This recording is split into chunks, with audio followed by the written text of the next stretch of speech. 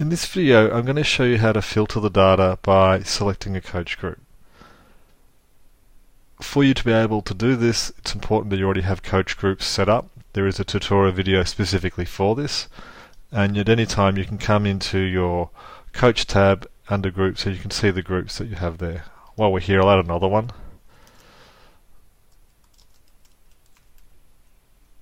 So I've called it the high scores group, and I'm going to put in the two highest handicap players from the list of players I have access to.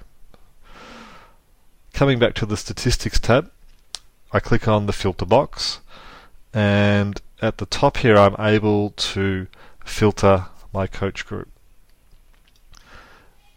I'm going to select my test group, which has the two lower scores of the group or of my available players, and also I'm going to compare them to my high score group, which was just created a moment ago.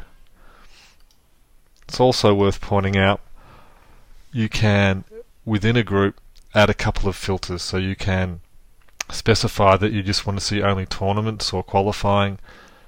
So you can select a group and then drill down just to get only tournaments or qualifying rounds. And you can also put a date range that you'd like to have their data come up from. So within each one of your coach groups, there's also additional functionality on how to filter and select the data that you want that's really relevant for what you're trying to analyze. So this is how you would bring up data from a coach group and apply it to any of the filter box areas available to you in ShotsToHole.